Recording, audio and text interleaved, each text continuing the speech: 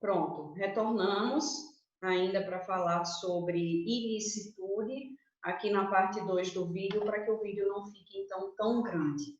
Terminamos o estado de necessidade como a primeira excludente de ilicitude, e agora a gente vai começar a estudar a nossa segunda excludente de ilicitude, que vai ser a legítima defesa, que já é um pouco mais conhecida de vocês, né? Já é mais comum que se fale em legítima defesa e talvez até vocês já tenham algum conceito estabelecido sobre legítima defesa.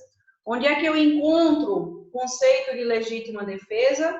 Lá no artigo 25 do Código Penal, que estabelece assim: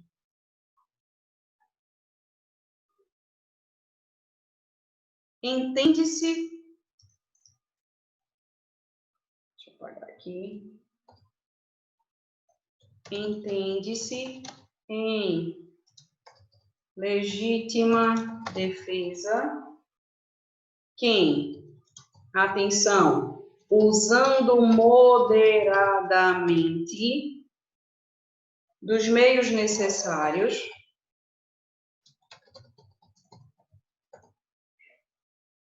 repele injusta agressão atual ou iminente a direito seu ou de outrem.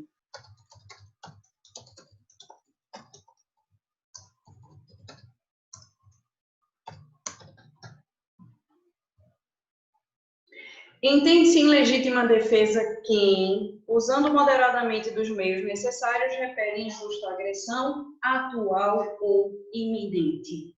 O que é que eu tenho de diferença entre a legítima defesa e o estado de necessidade? Lá no estado de necessidade, dois bens encontram-se em situação de perigo e eu escolho um para salvar em detrimento do outro. Não há nenhuma agressão injusta. Aqui na legítima defesa, ao contrário, um bem está sendo injustamente agredido e eu vou agir usando dos meios moderados necessários para repelir injusta agressão. Isso significa, minha gente, dizer que legítima defesa não é vingança.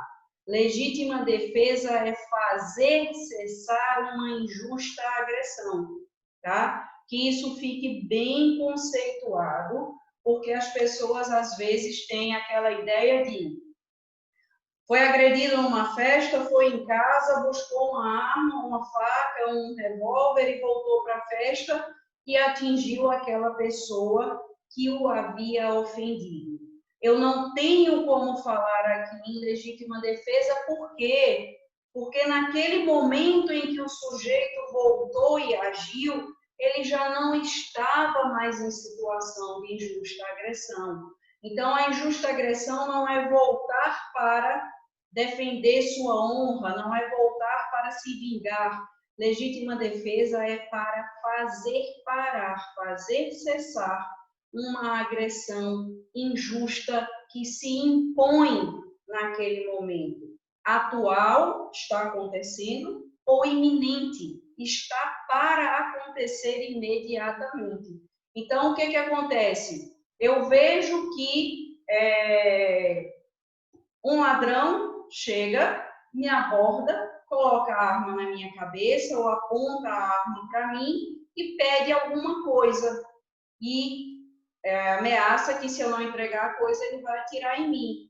Como eu tenho arma e tenho destreza, imediatamente saco da minha arma e atiro contra ele. Aqui eu posso falar em legítima defesa? Sim, porque no momento em que eu agi, eu estava sob a injusta agressão. E eu atirei para fazer cessar a injusta agressão aqui, nesse momento.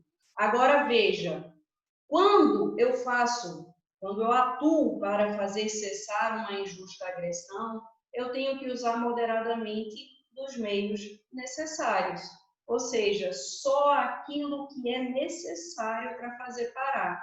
Se eu tenho como atirar no braço, como atirar na perna, como atirar de outra forma para fazer cessar a injusta agressão, eu não posso alegar legítima defesa por ter atirado, por exemplo, na cabeça, não é? Algum autor, não me lembro quem é, traz o seguinte exemplo. Um dono de uma fazenda vê que crianças, quando voltam da escola, sobem no seu pé de manga, na sua mangueira, e subtraem mangas, certo? E aí ele vai e atira contra essas crianças, atingindo-as. Ele pode alegar legítima defesa? Não. Porque não há proporção, não há moderação entre a ofensa que ele recebeu e a resposta dele para fazer cessar essa injusta agressão, que é a subtração das mangas. Ele teria outras maneiras de fazer cessar, especialmente porque estamos tratando aqui com crianças, com inimputáveis. Então, nesse caso, ele não poderia alegar a legítima defesa, por quê? Porque ele não usou moderadamente dos meios necessários. Atirar contra crianças que subtraem mangas maduras não é em nada necessário para fazer cessar essa agressão, ainda que injusta, ok? Quais são os bens que podem ser amparados pela legítima defesa? Qualquer bem pode ser amparado pela legítima defesa. Veja, se para sair de uma situação de roubo, de violência, para salvar a minha vida, a minha integridade, eu usei legítima defesa, se para repelir também uma ofensa ao meu patrimônio, que era o roubo que se impunha naquele momento, eu também posso utilizar a legítima defesa. Então, qualquer bem pode ser amparado pela legítima defesa. Uma mulher que está numa situação de iminente estupro e atira contra o seu agressor, está pretendendo guardar o quê? Salvar o quê? Resguardar o quê? A sua dignidade sexual. Então, qualquer bem pode ser amparado pela legítima defesa. Patrimônio, vida, integridade, liberdade sexual, qualquer coisa, desde que um bem individual, ok? E como... também preciso dizer a vocês que a legítima defesa, ela possui duas espécies, tá? Legítima defesa real, que é o que a gente chama, e legítima defesa putativa. E sobre o putativo, a gente falou agora há pouco, quando nós tratamos do estado de necessidade, dizendo que o estado de necessidade poderia ser putativo. Lembram? Estado de necessidade putativo é aquele estado de necessidade imaginário. Qual foi a consequência? Se o estado de necessidade é putativo imaginário e ele é plenamente justificável, eu tenho isenção de pena. O raciocínio é exatamente o mesmo para a legítima defesa. Se a legítima defesa é... Deixa eu colocar aqui. Se a legítima defesa é plenamente justificável, a mesma regra do artigo 20, parágrafo 1º do Código Penal, o que é que eu tenho? O sujeito é isento de pena, isenção de pena, se o erro é plenamente justificável, tá? É absolutamente a mesma regra que eu apliquei lá no estado de necessidade. Legítima defesa real é aquela que está de fato acontecendo. Houve uma agressão injusta de verdade. Na legítima defesa putativa, não há uma agressão injusta, atual ou iminente. Ele imagina que essa lesão está acontecendo. Situação: há lá, numa determinada favela, um chefe do tráfico que ameaça todo mundo. E aí ele, todo dia, encontra um determinado cidadão e diz: olhe, um dia eu te mato, um dia eu te mato, um dia eu te mato. Esse cidadão desenvolve um temor tão grande que ele passa a andar armado de tanto medo que ele tem daquelas ameaças.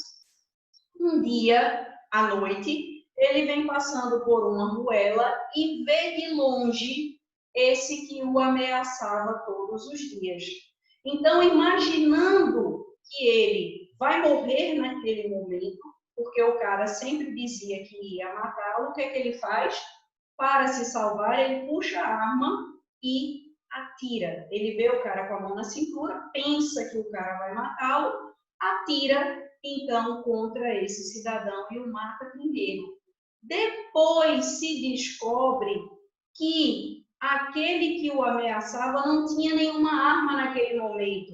Ele estava ali com uma Bíblia, estava ali com um celular, enfim, com qualquer outro item que não era uma arma. Então, não havia naquele momento uma situação real de agressão injusta ou iminente, agressão injusta atual ou iminente. Não havia. Mas ele foi tão induzido àquele erro, ele foi tão ameaçado de que ele ia ser morto por esse chefe do tráfico, que ele, naquele momento, se sentiu numa situação de injusta agressão iminente e, portanto, ele agiu primeiro. Ele pode alegar uma legítima defesa, mesmo que não tenha sido agredido? Pode, porque essa agressão foi plena, porque a imaginação dessa agressão foi plenamente justificável e, portanto, ele vai ficar isento de pena por força do artigo 20, parágrafo 1º. Lembrando que o erro precisa ser plenamente justificável. Se ele não for plenamente justificável, não vai levar à isenção de pena, mas à aplicação das penas pela forma culposa, se o crime fizer previsão da forma culposa, tá bom? E aí, como no estado de necessidade, a legítima defesa também tem os seus requisitos. Quais são os requisitos da legítima defesa? Injusta agressão, né? E essa injusta agressão precisa ser uma injusta agressão humana. O artigo não fala sobre isso, mas eu vou fazer essa ressalva por quê? Eu vou fazer essa ressalva da seguinte forma: eu vou estabelecer que a injusta agressão precisa ser humana, porque se essa agressão não for humana, ela não vai caracterizar a legítima defesa. Olhem esses exemplos. Você vem passando pela rua e um cachorro solto, um pitbull solto, te ataca. Você mata o cachorro. Eu posso falar em legítima defesa. Segundo exemplo, você vem passando pela rua, vê um desafeto seu ao longe, o seu desafeto está com um cachorro nas mãos. E aí ele vê você e diz: pega Totó, e solta o cachorro para que o cachorro te ataque. Tenho duas situações diferentes. Na primeira, eu não posso alegar legítima defesa. Por quê? Porque não houve uma injusta agressão humana. O cachorro me atacou sozinho, ou te atacou sozinho. Então, eu não posso falar em legítima defesa. Por quê? Estabeleceu-se uma situação de perigo que não foi por mim provocada, em que havia, de um lado, a vida e a integridade do cachorro, a vida e a integridade minhas. E eu optei por salvaguardar, obviamente, os meus bens e matei o cachorro. Então, aqui eu tenho um estado de necessidade, por quê? porque a agressão foi de um animal e não humana. No segundo exemplo, eu posso falar em legítima defesa, sim. Por quê? Ainda que eu tenha, da mesma forma, sido atacado por um cachorro, essa agressão foi uma agressão humana. Foi o humano, o meu desafeto, que estimulou o cachorro a vir atacar a minha pessoa. Então, o cachorro foi só um objeto, um instrumento utilizado para a agressão humana. Cuidado com isso. Pode parecer a mesma coisa, mas eu tenho situações distintas. Por quê? Porque a legítima defesa pede uma injusta agressão humana, tá bom? Segundo requisito, que a agressão é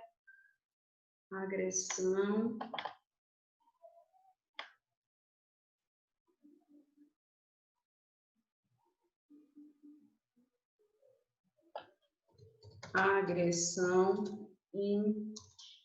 injusta.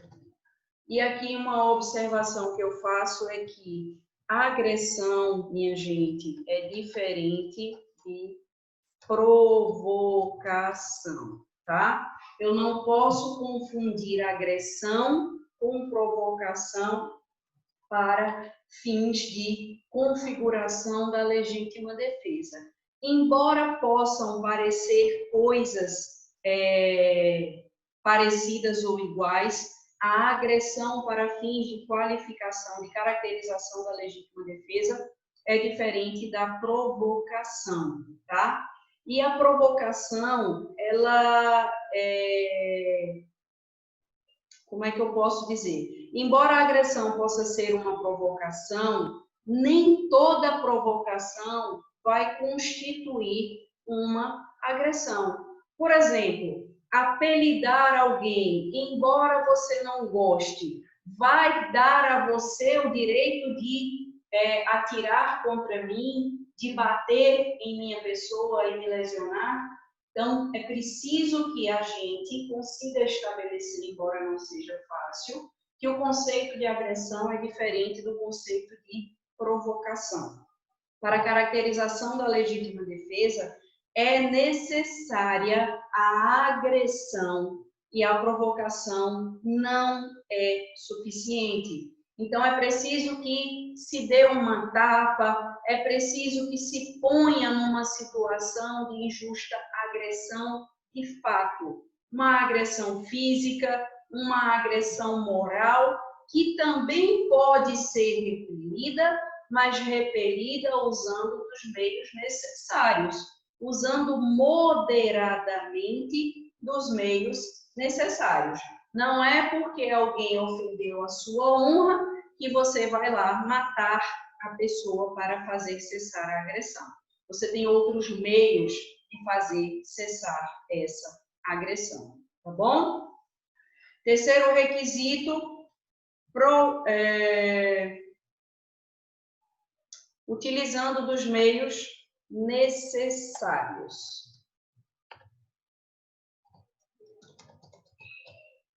Naquele exemplo que eu dei a vocês, as crianças voltam da escola, sobem na mangueira e subtraem as mangas do fazendeiro. É um meio necessário atirar contra essas crianças? Haveria outros meios através dos quais ele pudesse repelir essa injusta agressão? É óbvio que sim, e o atirar não é necessário nessas circunstâncias. Então, além dos meios necessários, é preciso também que haja moderação na utilização dos meios necessários. Veja, eu vejo que alguém está invadindo a minha casa, um imóvel meu, para praticar um assalto. Estou vendo que ele vai invadir. Eu dou um primeiro tiro, consigo atingir essa pessoa no tórax, não é fatal, e essa pessoa cai e fica lá prostrada no chão, certo? Ela já está prostrada, ela já não está se mexendo, consegui tirar dela a arma, liguei para a polícia e a polícia veio e resgatou não, prendeu essa pessoa. Houve moderação? Houve. Nesse momento eu posso dizer que houve. Agora veja, eu atirei uma vez, o sujeito caiu prostrado no chão, e aí eu fui lá e atirei, mas outras tantas vezes até matá-lo. Eu posso falar aqui em legítima defesa ou houve excesso? Houve excesso, por quê? Porque a legítima defesa não é matar ninguém. A legítima defesa é fazer parar, cessar a injusta agressão. E quando eu dei o primeiro tiro e fiz com que a pessoa ficasse prostrada, eu poderia ter ligado para a polícia para que a polícia viesse prendê-lo. Então, não houve moderação quando eu dei outros tantos tiros depois que a pessoa já estava imobilizada. Agora, veja outro exemplo. Eu dei o primeiro tiro, a pessoa continuou vindo na direção da minha casa. Dei o segundo, ela continuou vindo. Dei o terceiro e ela continuou vindo. Dei o quarto e consegui fazê-la parar. Eu posso dizer aqui que houve legítima defesa, embora eu tenha dado 4 tiros? Sim. Por quê? Porque houve moderação. Eu fui utilizando o que era necessário até fazer parar a injusta agressão. Então, gente, cuidado. Não é a quantidade de tiros que vai determinar se é legítima defesa ou não, mas as circunstâncias que envolvem o caso concreto. Vocês viram que, num exemplo, um tiro foi suficiente. Vocês viram que, em outro exemplo, foram necessários 4 tiros. Então, essa questão da quantidade de tiros não é elemento apto a caracterizar ou não, sozinho, a legítima defesa. É preciso que se analise o contexto. E aqui também é preciso que se fale sobre tiros nas costas e tiros pelas costas. Por quê? Às vezes é comum a gente escutar alguém dizer: ah, não foi legítima defesa porque os tiros foram nas costas. Mas veja, há uma situação na qual, por exemplo, eu vi que o sujeito estava andando em direção à minha casa e aí eu estava fora, chegando de carro, e o que eu fiz? Atirei pelas costas do cidadão. Ele estava entrando na minha casa e eu do lado de fora da rua vi. Então eu atirei naquele meliante que estava invadindo a minha casa. Só que como ele estava entrando e eu estava atrás, obviamente o tiro pegou nas costas. Eu posso descaracterizar uma legítima defesa porque o tiro foi nas costas? Não, não posso descaracterizá-la. Por quê? Porque era um meio moderado necessário que estava à minha disposição. Então, atirar pelas costas é diferente de atirar nas costas. Imagine a seguinte situação, e nem sempre o atirar nas costas vai ser legítima defesa. Imagine a seguinte situação, um policial dá voz de prisão a um meliante, aí ele sai correndo para evitar a prisão, o policial atira nas costas dele. Eu posso aqui dizer que houve uma qualificadora de crime de homicídio porque o policial atirou pelas costas? Não, não posso dizer por quê. Porque apesar dele ter atirado pelas costas, não foi, aliás, apesar dele ter atirado nas costas, não foi um tiro pelas costas com o elemento surpresa. Então, cuidado com a questão da quantidade de tiros e cuidado com o tiro nas costas, que eles podem ou não caracterizar a legítima defesa, tá bom? Quinto elemento, atualidade ou iminência da agressão. Atualidade ou iminência da agressão.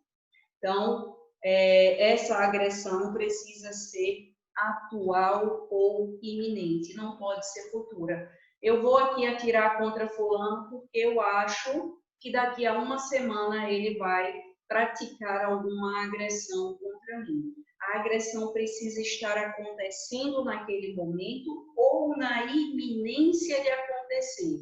O bandido está já apontando a arma para mim, dando voz de assalto.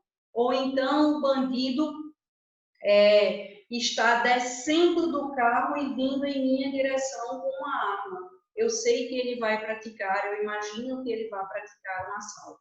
Então, nesse momento de iminência da agressão, eu já estou legitimada a defender-me.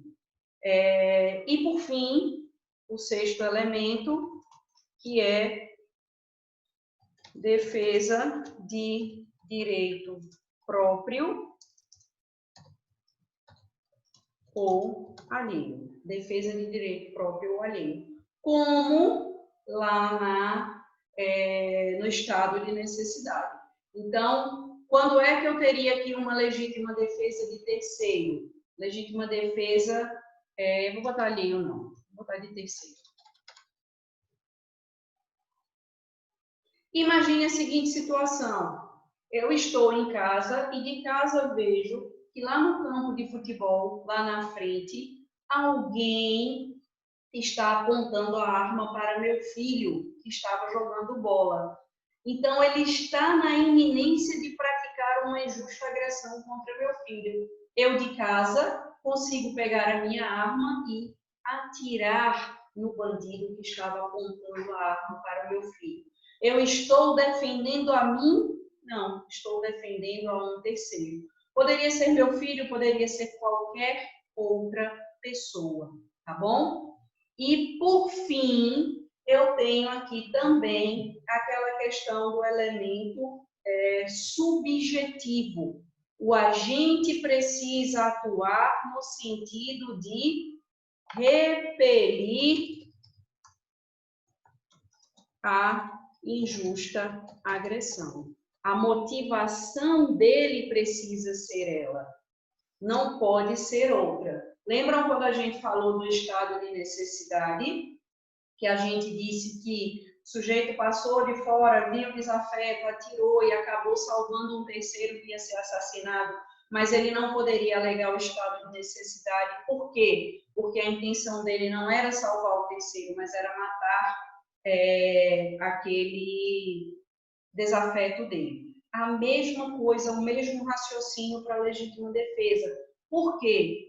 Porque aqui nesse caso, o exemplo suponha que com a vontade de matar alguém, um sujeito se dirige à residência de outro, seu inimigo, e atire nele no exato momento em que...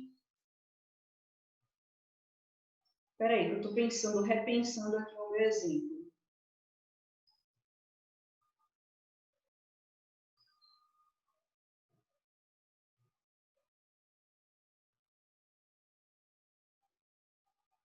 O exemplo que eu dei, em verdade, para o estado de necessidade, talvez se caracterize mais como uma legítima defesa. Mas seria mais ou menos isso. Espera aí. Imagine aqui outra hipótese.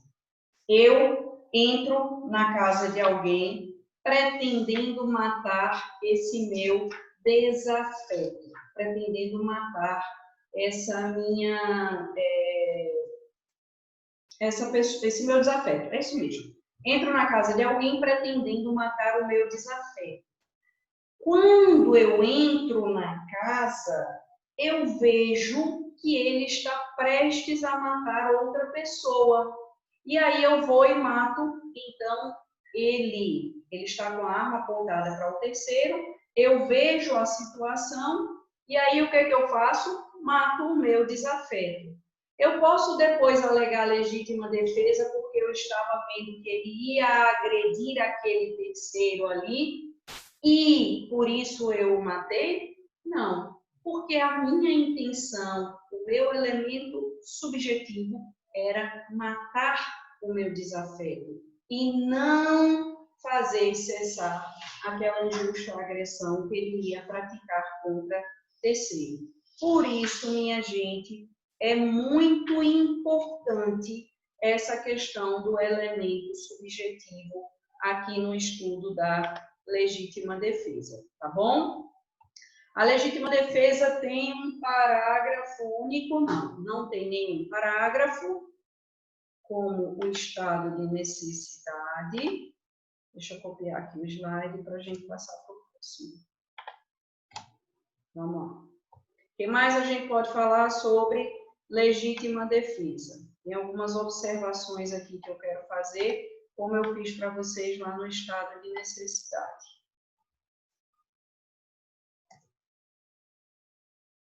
Sobre isso a gente já falou. Então, vamos lá. Outra observação que eu preciso fazer para vocês. É possível legítima defesa contra a agressão de inimputáveis? Aquele exemplo que eu dei das crianças que estavam subtraindo mangas. Legítima defesa contra injusta agressão de inimputáveis é possível? Eu posso trabalhar com essa ideia? Posso. É possível, sim, eu praticar a legítima defesa contra a injusta agressão de inimputáveis, desde que eu use moderadamente dos meios necessários para fazer cessar essa injusta agressão, tá? Greco fala sobre isso e diz que há correntes que dizem, inclusive, que se a agressão é de inimputável, seria estado de necessidade e não legítima defesa. Mas a corrente majoritária é de que eu tenho, sim, a legítima defesa, já que a agressão é humana, mas é praticada por inimputáveis. Daí a necessidade, mais do que nunca, de se observar aquele requisito da moderação na utilização dos meios necessários. Outra coisa, é possível legítima defesa recíproca? É possível que nós, nos agredindo mutuamente, aleguemos legítima defesa recíproca? Não, a legítima defesa não pode ser recíproca, ou seja, ao mesmo tempo. Por quê, minha gente? Sim.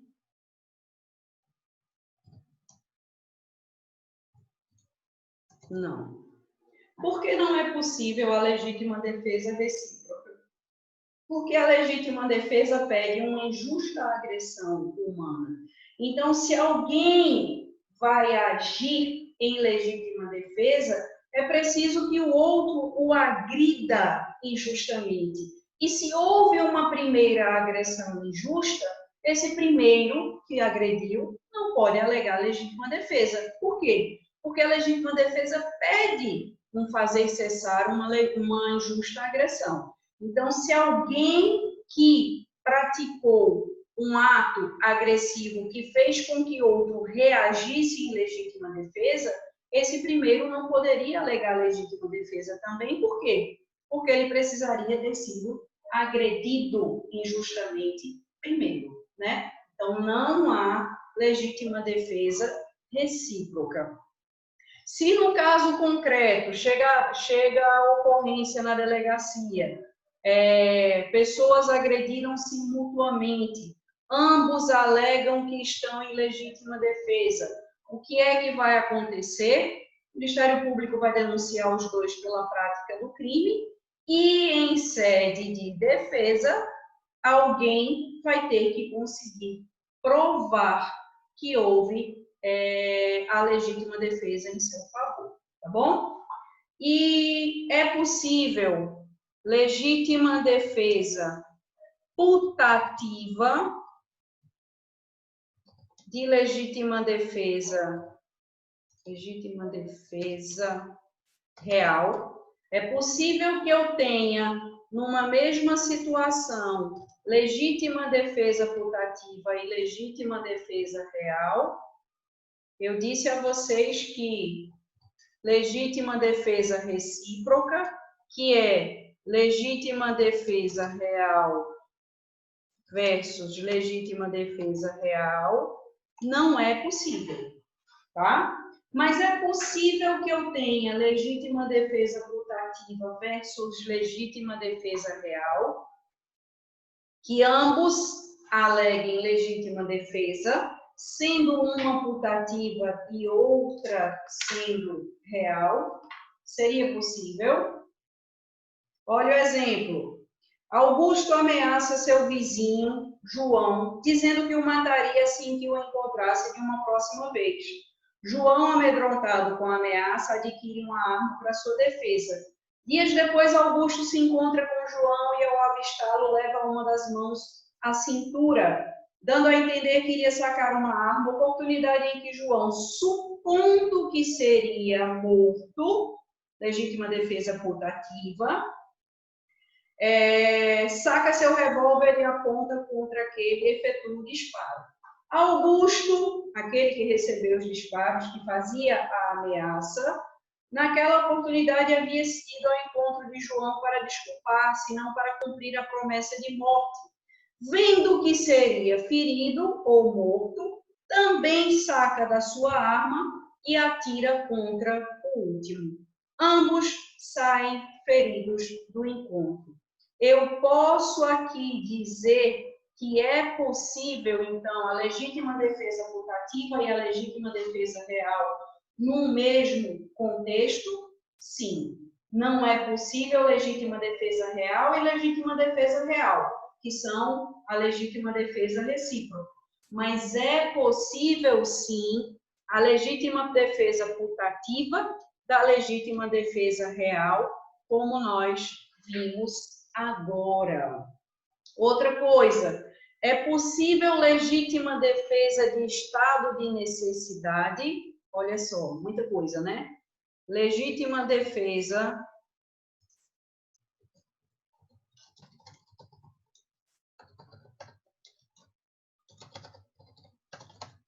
eu posso alegar legítima defesa de uma situação de repelir injusta agressão decorrente de um estado de necessidade.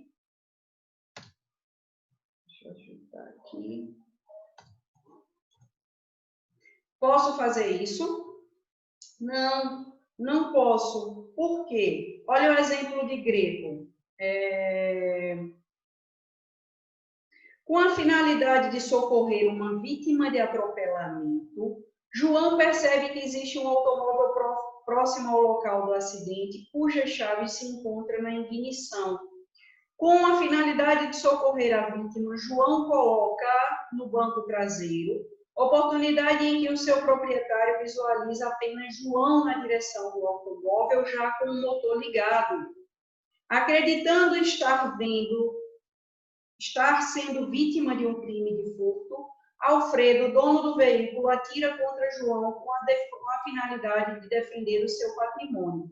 Aqui estaríamos diante de uma situação de estado de necessidade real, bem como de uma legítima defesa putativa, atirar contra aquele que supostamente está subtraindo seu patrimônio, quando na realidade encontra-se prestando socorro. Então, eu posso falar em legítima defesa contra estado de necessidade. Observação. Se o estado de necessidade é real e a legítima defesa é putativa, sim. Essa é a única hipótese em que eu posso falar de legítima defesa versus estado de necessidade, ou seja, alegar-se legítima defesa decorrente de estado de necessidade.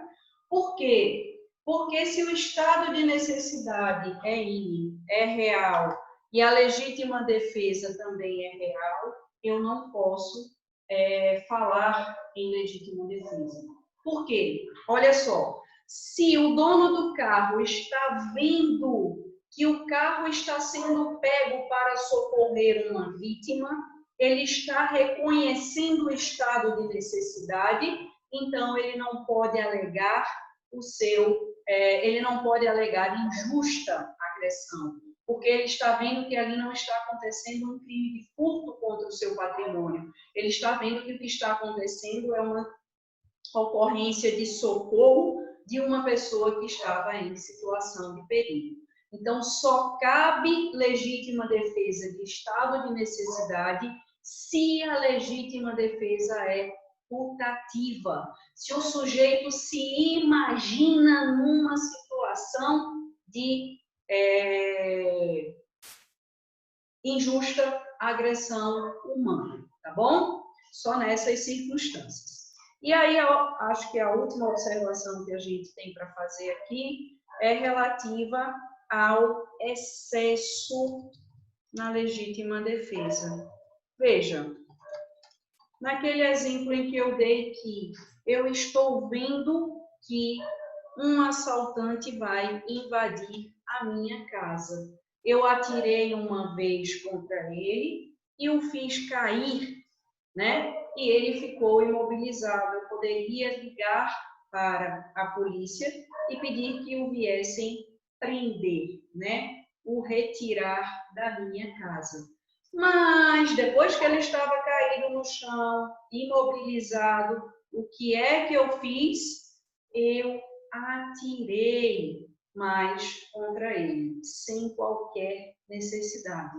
Então, aqui eu já estou agindo com o excesso. Está havendo excesso na minha legítima defesa. Estou indo além do que a lei me permite ir como excludente de ilicitude. Qual é a consequência nisso? Qual é a consequência desse excesso? Se eu pratiquei excesso, eu então vou responder pelo excesso que eu pratiquei. E qual é a fundamentação para isso? A fundamentação está lá no artigo 23, parágrafo único. Lá no artigo 23, que estabelece as excludentes de ilicitude, há também uma previsão para o excesso, e ele chama de excesso punível, dizendo o seguinte: o agente, em qualquer das hipóteses desse artigo 23, legítima defesa, estado de necessidade, exercício regular de um direito, estende cumprimento do dever legal, responderá pelo excesso doloso ou culposo. Responsabilidade pelo excesso doloso ou culposo. Então, se eu atirei no meliante que pretendia invadir a minha casa e o lesionei e o deixei imóvel, eu estou agindo em legítima defesa, tá? Lesões corporais serão abarcadas pela legítima defesa e eu não serei responsabilizado por ela. Mas se depois que o cidadão caiu imobilizado no chão, eu fui lá e dei outros tantos tiros para matá-lo, então eu vou responder pelo meu excesso. Qual foi o meu excesso? A morte. Eu responderei, então, pela morte que eu provoquei. Por quê? Porque aquela morte não foi necessária para que eu, então, exercesse o meu direito de repelir injustamente, de repelir a injusta agressão que eu sofri. Então, se eu pratico excesso, eu vou ser responsabilizada. Por quê? Porque a legítima defesa pede que eu use moderadamente dos meios necessários, ok?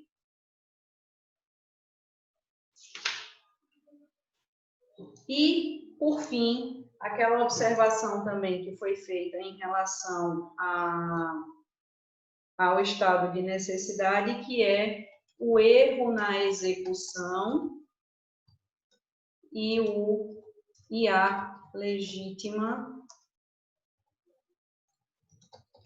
defesa. Aí aplico também aquela mesma regrinha do artigo 73 do Código Penal. Eu queria me defender, tá? Um cidadão deu voz, um meliante deu voz de assalto a mim e eu puxei a minha arma para repelir a injusta agressão e atirei. Só que ao invés de atingir ele, assaltante, eu atingi um terceiro que nada tinha a ver com a situação. Nesse caso, ainda assim, posso alegar legítima defesa?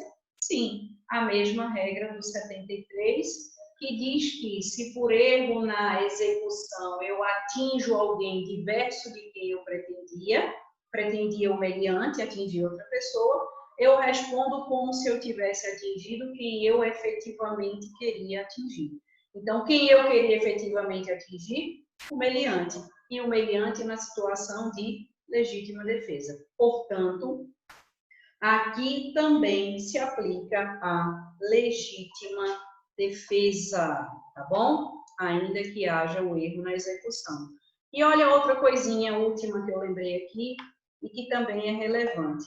Existe uma coisa chamada ofendículos. Não sei se vocês já ouviram falar. O que são ofendículos? Ofendículos são instrumentos de defesa utilizados pelas pessoas. É comum a gente ver no interior aqueles muros cheios de cacos de vidro em cima, ou então cheios de prego, cercas elétricas, acredito inclusive que cachorros são ofendículos. Então, são aqueles instrumentos que a gente usa para defender o nosso patrimônio, para defender nossos bens, defender aquilo que é nosso. Se alguém se fere naqueles instrumentos, eu posso alegar legítima defesa? Alguém vai invadir a sua casa para assaltar, se fere nesses cacos de vidro, se fere numa cerca elétrica, ao pular o muro é atingido pelo seu cão de guarda. A gente pode alegar legítima defesa aí nessa situação? Pode, desde que os ofendículos sejam usados também com moderação, com as necessárias cautelas, desde que não haja excesso, eu posso sim alegar legítima defesa e seria uma legítima defesa chamada de pré-ordenada.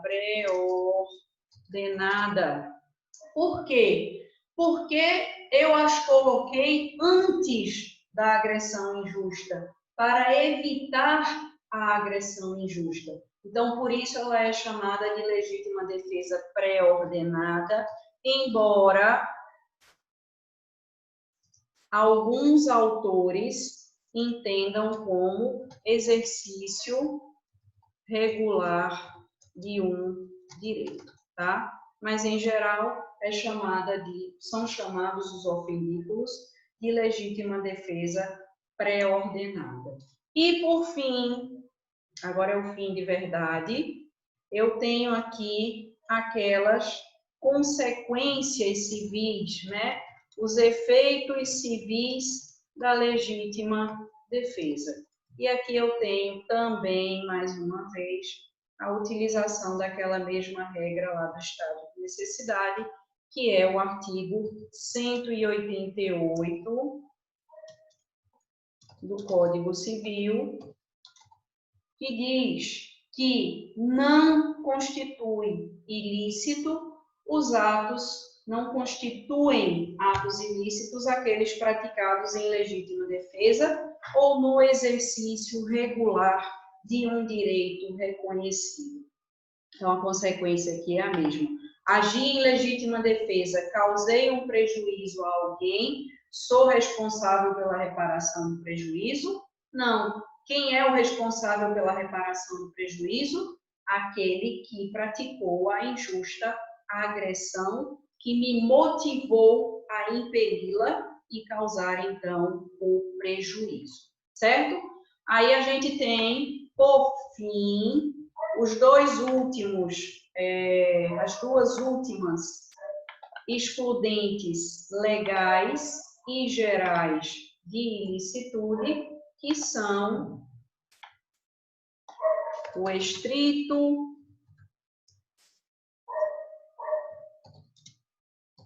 cumprimento do dever legal e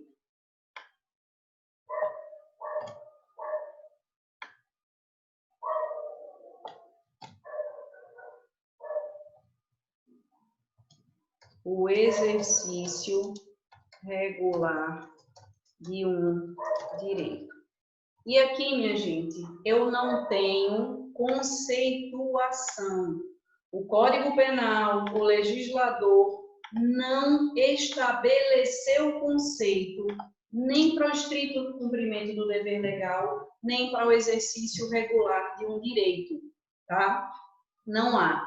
A gente vê no 23 o rol das excludentes, no 24 o conceito de estado de necessidade, no 25 o conceito de legítima defesa, mas não há na lei o conceito de estrito cumprimento do dever legal e nem há o conceito de exercício regular do direito. Esses conceitos são construções doutrinárias, jurisprudenciais, e com o estrito cumprimento do dever legal, a gente vai estabelecer que é aquela obrigação de agir relativa a agentes administrativos, relativas a agentes públicos, que são aqueles que têm o dever de agir decorrente de lei.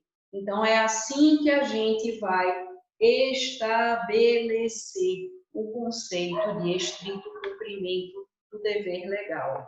É o agente público agindo no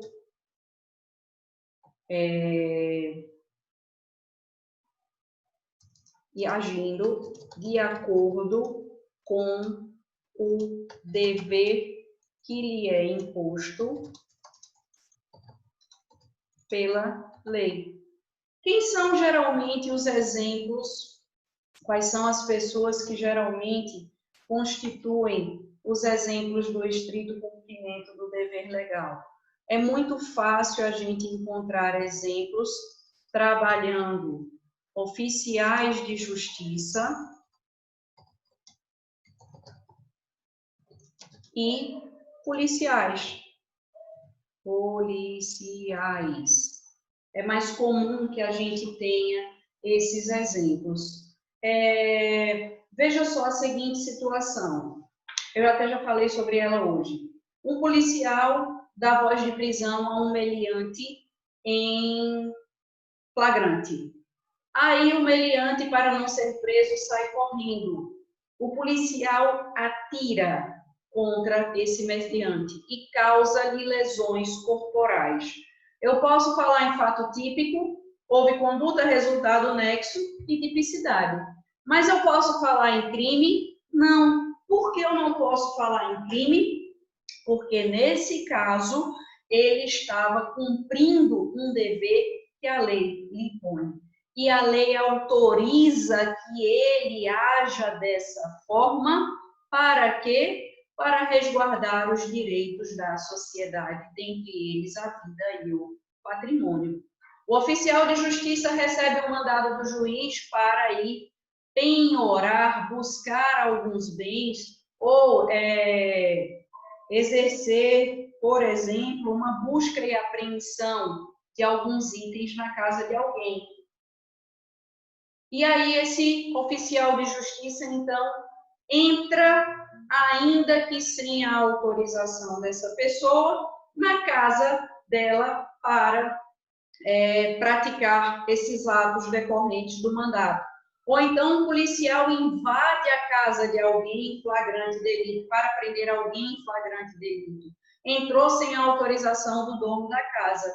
Eu posso falar no crime de invasão de domicílio? Não. Por quê? Porque eles estão cumprindo estritamente um dever que a lei lhe impõe. Já no exercício regular do direito, eu não tenho mais a figura do agente público. Eu tenho agora aqui um particular exercendo um direito que lhe é dado. E, geralmente, a gente vai trabalhar com profissões ou atividades desportivas. É o particular exercendo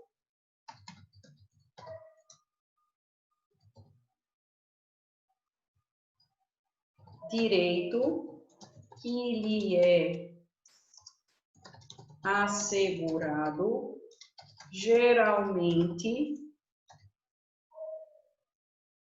através de profissão ou atividade desportiva. Quando é que isso vai acontecer?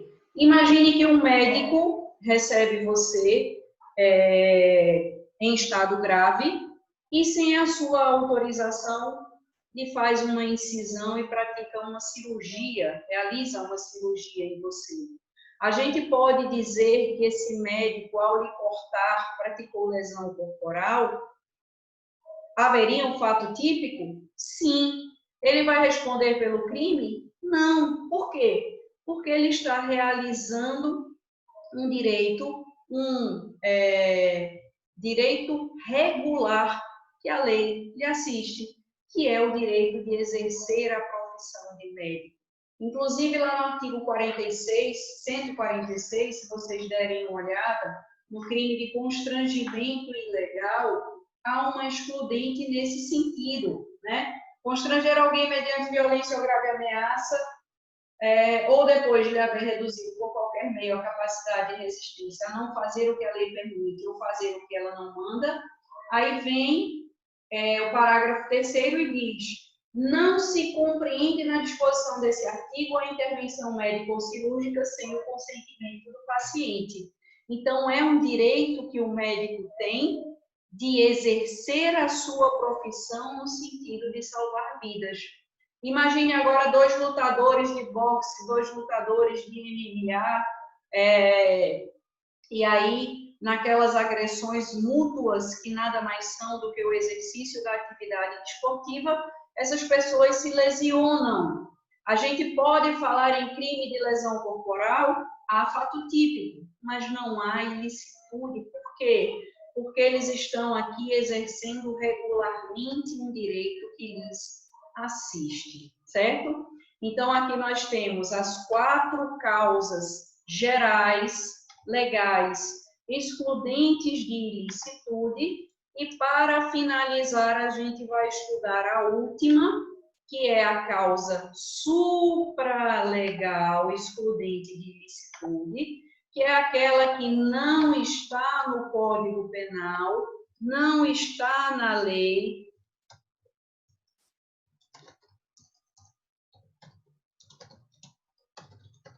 mas também atua como causa excludente de ilicitude. Já falei para vocês no iniciozinho da parte 1 da aula. E o que é o consentimento do ofendido, Michele? Quando é que ele pode trabalhar como excludente de ilicitude? Sempre? Não, não vai ser sempre que ele vai funcionar. É preciso que alguns requisitos sejam cumpridos para que a gente possa falar em consentimento do ofendido como excludente de ilicitude. E quais são esses requisitos que precisam ser cumpridos? Vamos a eles.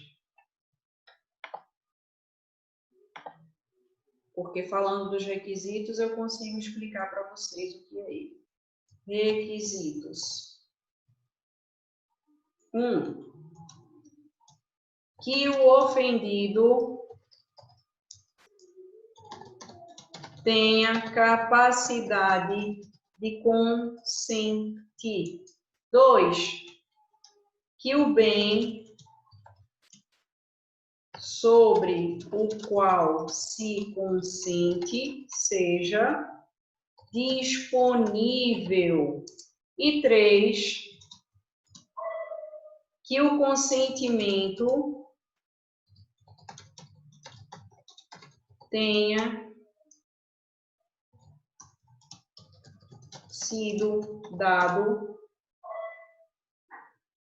anteriormente ou durante a ação do agente.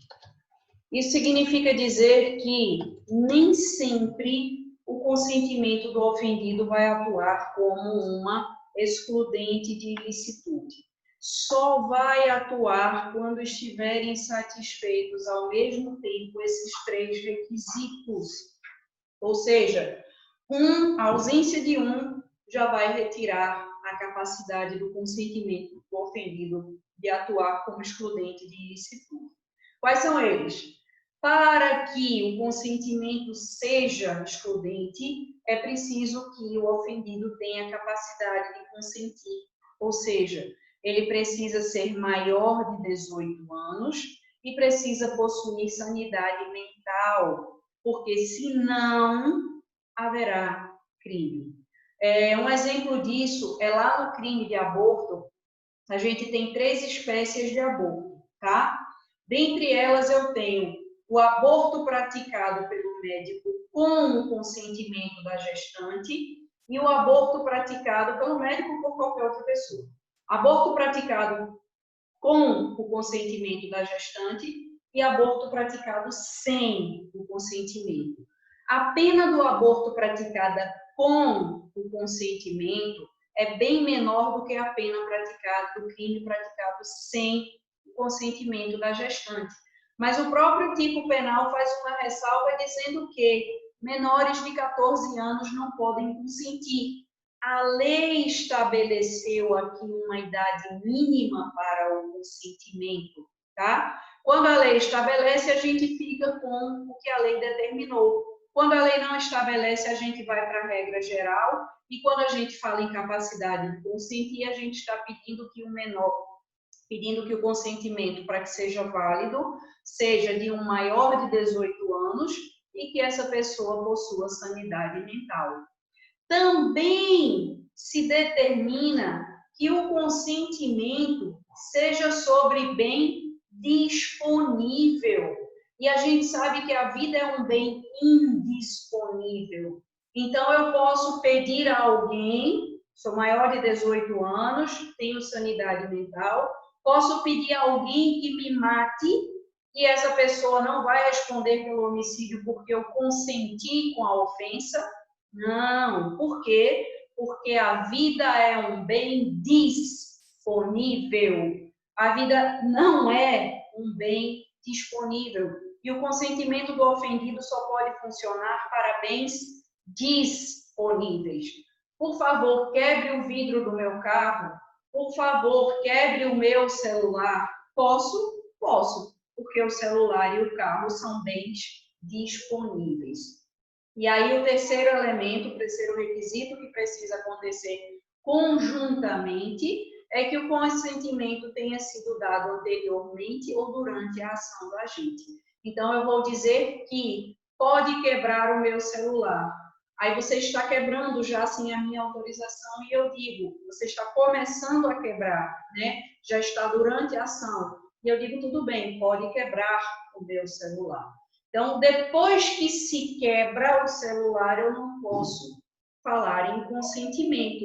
O consentimento precisa ser anterior ou durante. Você quebrou o celular sem que eu te autorizasse, sem que eu consentisse, você pode alegar depois em sua defesa, num processo de dano, pelo crime de dano, que eu consenti? Não, porque o consentimento posterior não funciona como excludente de ilicitude. Tá bom, gente? Então, o consentimento pede a ocorrência desses 3 requisitos. E uma última observação que eu vou fazer para vocês é que há crimes nos quais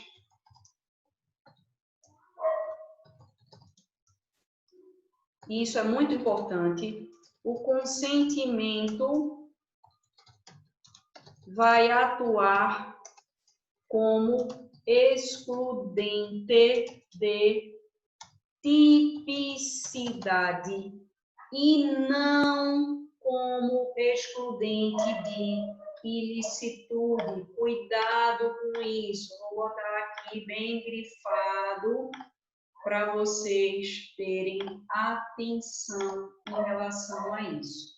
Quais são esses crimes? Como é que isso vai funcionar? Há situações, há crimes que pedem essa situação de contrariedade, essa manifestação de contrariedade para que o crime aconteça. E quando não há manifestação de contrariedade, eu não posso nem falar em tipicidade. Olha só, o crime de estupro, 213 do Código Penal. O que é o crime de estupro? Ele pede que o agente vá constranger a vítima através de violência ou grave ameaça, a praticar contra a sua vontade uma conjunção carnal ou qualquer outro ato libidinoso. Então, o tipo de estupro pede que essa ofensa seja praticada diante da manifestação de negativa. A vítima não quer manter aquela relação sexual e é obrigada a fazê-lo.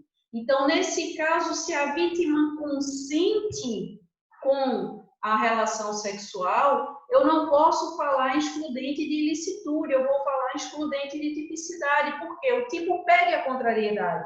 Se ela é a favor da relação, eu não tenho nem por que falar em tipicidade. Portanto, aqui o consentimento do ofendido vai funcionar como excludente de tipicidade e não como excludente de ilicitude, tá? Outro exemplo para isso é o crime do artigo 150 do Código Penal, chamado de invasão de domicílio. O que é a invasão de domicílio? É entrar na casa de alguém contra a sua vontade, né? Então, se eu deixo que você entre na minha casa, eu estou excluindo a própria tipicidade, eu estou descaracterizando o crime com o meu consentimento. Aí eu não vou falar em excludente de ilicitude, eu vou falar em excludente de tipicidade. Cuidado com isso, minha gente, muito cuidado com isso, tá bom? O consentimento do ofendido funcionaria em que hipótese, então, Michele? Por exemplo, eu autorizo alguém a praticar lesões, a fazer uma tatuagem em mim. Quando essa pessoa vai me tatuar, ela pratica lesões corporais. Não pratica? Não é o crime de lesão corporal aqui, ofender a minha integridade física? Houve fato típico? Houve. Por quê? Houve conduta, houve resultado, nexo e tipicidade. Eu consigo enquadrar a conduta dele no 129. Mas vai haver uma excludente de ilicitude pelo meu consentimento, por quê? Porque eu permiti que ele me tatuasse, eu permiti que ele me praticasse essas lesões corporais, tá bom, gente? Então, assim, a gente finaliza aqui o crime de... Os crimes não. A gente finaliza aqui as excludentes de ilicitude, 4 delas legais e a última supralegal. E na próxima videoaula, então, a gente já começa a trabalhar com o terceiro elemento do crime, que é a culpabilidade, tá bom? Bons estudos!